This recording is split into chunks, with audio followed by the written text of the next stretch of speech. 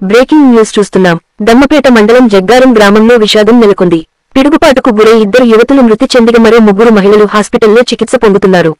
భద్రాద్రి కొత్తగూడెం జిల్లా దమ్మపేట మండలం జగ్గారం గ్రామానికి చెందిన 7 మహిళలు అదే గ్రామానికి సమీపంలోని ఓ రైతు పొలంలో పనికి వెళ్లి తోటలో పనిచేస్తున్న క్రమంలో ఉరుములు మెరుపులతో కూడిన భారీ వర్షం కురుస్తుండటంతో ఇంటికి వెళ్లేందుకు బయటకు వచ్చిన కూలీలు ఆటో కోసంలో చెట్టు కింద వేచి చూస్తుండగా చెట్టుపై పిడుగు పడిసున్న అనూష కట్టం నాగశ్రీలు అక్కడికక్కడే మృతి చెందారు.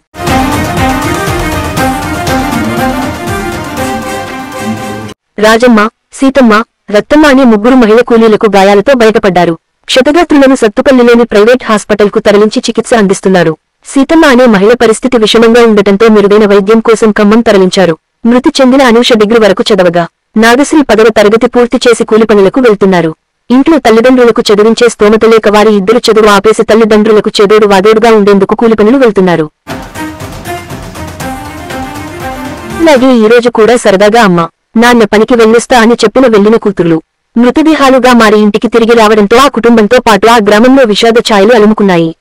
పెళ్లిడుకు వచ్చిన కూతుర్లు మృతి చెందడంతో ఆ కుటుంబ సభ్యులు గుండెలు అవిసేలా రోధిస్తున్నారు. వారి కుటుంబాలను ప్రభుత్వం ఆదుకోవాలని గ్రామస్తులు కోరుతున్నారు.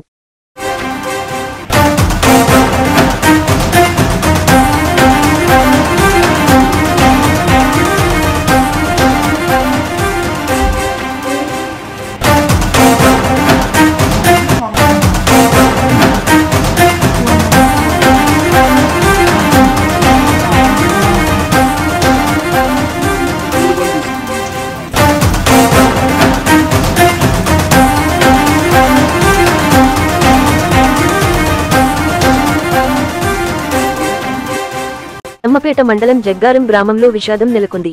పిడుగుపాటుకు గురై ఇద్దరు యువతులు మృతి చెందిగా మరో ముగ్గురు మహిళలు హాస్పిటల్లో చికిత్స పొందుతున్నారు.